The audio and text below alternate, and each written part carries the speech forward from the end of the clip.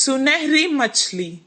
एक दिन समुंदर से एक मछली तीरते तीरते तालाब आ गई। वो बहुत अनोखी थी। तालाब की मछलियां उसे गौर से देखने लगी। उसी वक्त एक मछुआरा वहां तालाब की मछलियां पकड़ने आया। तालाब के मछलियों को शिकारी के बारे में पता था। जैसे ही उसने जाल डाला, सारी मछलियां तुरंत वहां से भाग गई और ये सुनहरी मछली जाल में फंस गई। मछुआरे ने कहा, ये मछली तो कितनी बड़ी है, इसे मैं घर ले जाकर छोटे छोटे टुकड़े कर कर सुखा कर बहुत दिन तक खा सकता हूँ। ओ मछुआरे, मुझे मत मारो, मैं तुम्हारी मदद कर सकती हूँ। मछली की बातें सुनकर, अरे ये मछली तो बात भी कर सकती है, बताओ तुम मेरी क्या मदद कर सकती हो? अभी तो मैं तुम्हें तालाब से निकालकर घर ले जाता हूँ, वरना तो तुम मेरे हाथ से निकल जाओगी। वो मछली को पकड़कर घर को जाने लगा। वो घर पहुँच गया। वो कहने लगा, ए मछली, तुमने तो कहा था कि तुम मेरी मदद करोगी। मुझे बहुत भूख लग रही है, करो मेरी मदद अब। तभी अचानक उसके आगे बहुत सारा खाना प्रकट हुआ। वाह वाह, इतना सारा खाना! मैं तो तुम्हें यहाँ मारने लाया था, तुमने तो जादू ही कर दिया। इतना सारा खाना मुझे तुमने दिया, अब तो तुम मेरी सबसे अच्छी दोस्त हो। दोनों खुशी खुशी रहने लगे। एक दिन वो बहुत उदास था। मछली ने उसे देखा। क्या हुआ दोस्त, आज तुम बहुत उदास लग रहे हो। अब से तुम्हें मैं कभी नुकसान नहीं पहुँचाऊंगा। मेरी उम्र के बच्चे सभी पाठशाला जाते हैं, मुझे भी पढ़ना पसंद है, पर हर रोज मैं जाल लेकर मछली पकड़ने जाता हूँ। तुम पाठशाला क्यों नहीं जाते? मुझे पढ़ना पसंद है, पर मुझे कुछ याद नहीं रहता, इसीलिए मछली पकड़ने के काम पर लगा दिया। मैं तुम्हें एक उपाय बताऊं? मुझे तुम अपने कान तक ले जाओ। मैं तुम्हें एक मंत्र बताऊंगी। उसे पढ़ने से तुम्हें सब कुछ याद रहेगा और तुम अपनी कक्षा में सबसे अव्वल आओगे। तुम्हारी सब प्रशंसा करेंगे। अच्छा, बताओ। मछली ने उसके कान में एक मंत्र बताया। उसके बाद से जैसे उसने कहा था वैसे ही हुआ। मछली दोस्त, मैं बहुत खुश हूँ। अब मुझे तालाब की बहुत याद आ रही है। चलो हम दोनों तालाब चलते हैं। वो दोनों तालाब के पास चले गए। मछली ने उसे अपने ऊपर बिठा लिया और बहुत जल्दी जल्दी तीरने लगी।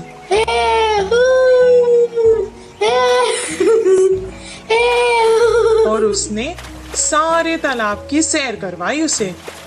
सबको देखकर वो बहुत खुश हुआ। जब उसका मन भर गया, वो वापस घर जाने लगा।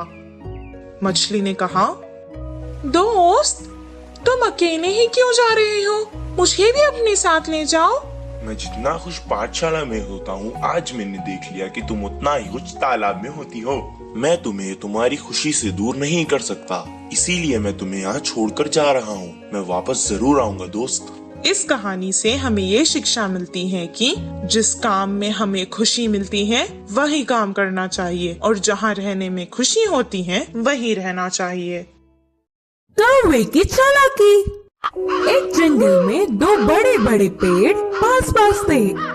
एक पेड़ पे कौवे घोंसला बनाकर रहते हैं तो दूसरे पेड़ पर कबूतर रहते थे।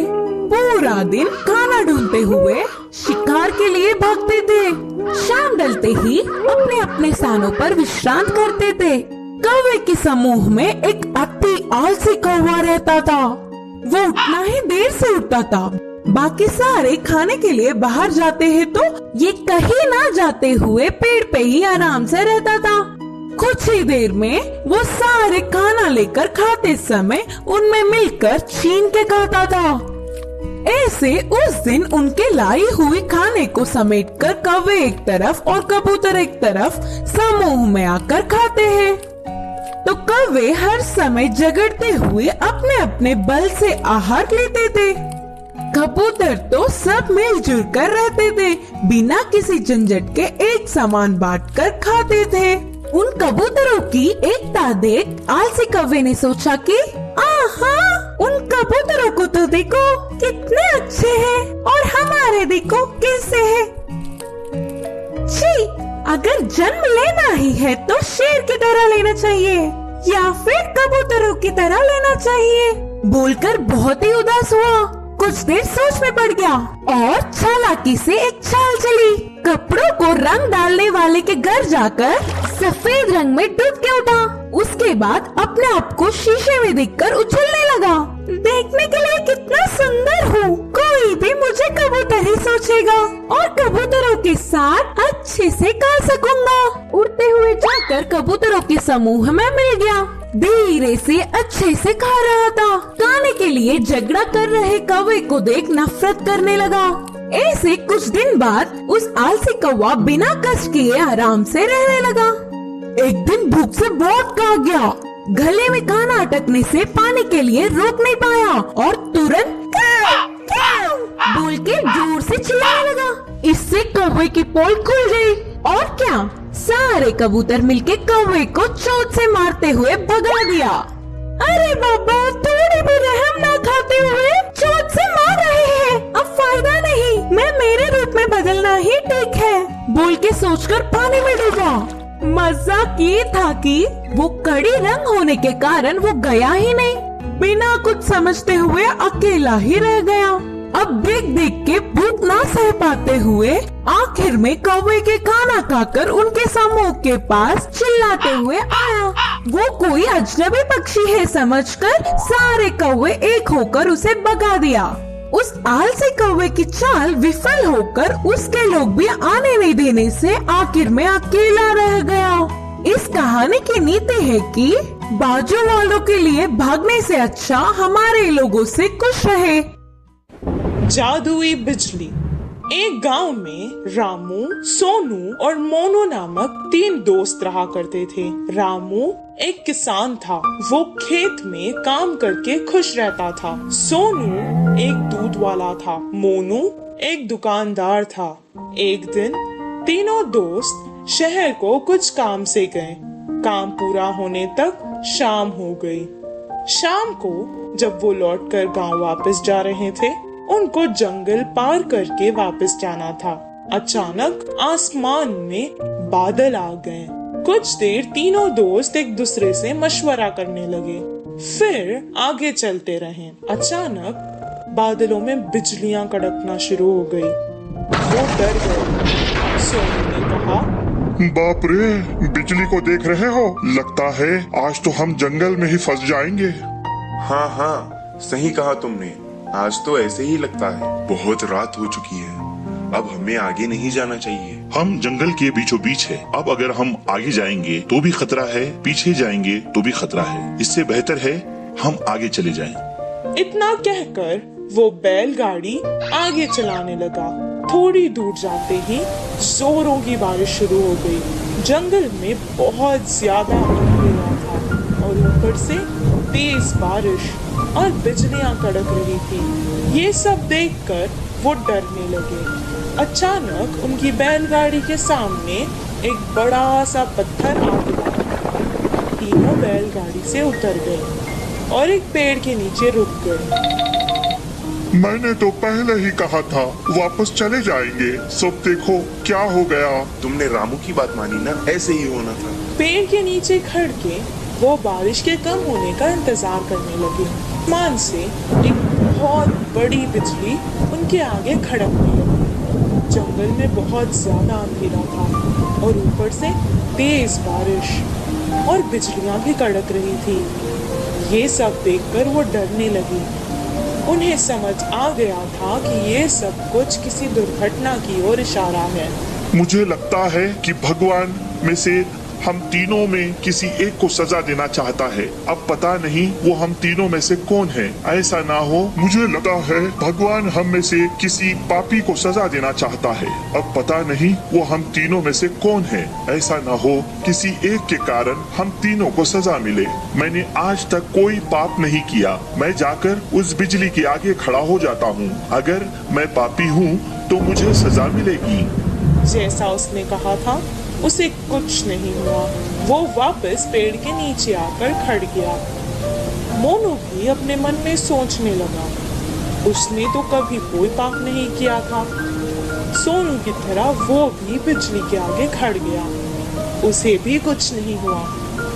अब रामू की बारी थी। वो सोचने लगा कि बाकी दोनों तो बच गए, अब भगवान को उसे ही सजा देनी होगी। लेकिन उसने भी तो कोई पाप नहीं किया था। वो डरते डरते बिजली के आगे खड़ गया। तभी अचानक बिजली वहां से पेड़ की तरफ चली गई और पेड़ के ऊपर गिर गई। पेड़ जल गया और उसके नीचे खड़े सोनू और मोनू मर गए। रामू को कुछ देर तक समझ ही नहीं आया कि आखिर हो क्या रहा है। दोनों दोस्तों की मौत पर वो बहुत दुखी हुआ और रोने लगा। हे भगवान, ये क्या हो गया? अगर अब मैं इन दोनों के बिना गांव जाऊंगा तो गांव के लोग मुझे ही इनका मौत का जिम्मेदार समझेंगे और मेरी बहुत बेइज्जती होगी। इससे बेहतर है मैं यहीं अपने दोस्तों के साथ मर जाता हूँ। रामू बहुत देर तक रोने लगा और रोते रोते वो भी मर गया। और अचानक एक देवी आकाश से प्रकट हुई और वो रामू की अच्छाई से बहुत खुश हुई, इसलिए उसने तीनों को जीवित कर दिया। रामू, तुम बहुत अच्छे हो इंसान। रामू, तुम बहुत अच्छे इंसान हो। तुमने कभी कोई पाप नहीं किया है। और तुम्हारे ये दोस्त सोनू, ये जो दूध बेचता था उसमें पानी मिलाया करता था और दूध को बहुत महंगे दाम पर बेचता था। तुम्हारा ये दोस्त मोनू, ये जो व्यापार करता था, ये दुकान के सामान में मिलावट करता था और बहुत महंगे दाम पर बेचता था। तुम ही बताओ, क्या ये पाप नहीं? पर तुम बहुत अच्छे हो, सबकी मदद करते हो। तुमने ऐसे पापियों के लिए अपनी जान दे दी। मुझे अच्छा लगा। अब मैंने खुश होकर तुम तीनों को जीवित कर दिया है। सोनू, मोनू, तुम्हारी जिंदगी का कारण आज रामू है। अपने पाप छोड़ दो और अच्छे इंसान बन जाओ। सोनू मोनू ने अपनी गलती का पश्चाताप किया और अपने आप से वादा कर लिया कि अब वो कोई पाप नहीं करेंगे। और रामू जैसा अच्छा दोस्त पाकर वो बहुत खुश हुए। तीनों बैलगाड़ी में बैठकर वापस गांव आ गए। अगले ही दिन से वो अपने अपने काम पर लग गए। सोनू अब दूध में पानी बहुत कम मिलाता था और मोनू सही दाम पर सही तोलकर बिना मिलावट वाला सामान बेचता था। इस कहानी से हमें ये शिक्षा मिलती है कि अगर हम अच्छा करेंगे तो हमारे साथ अच्छा ही होगा।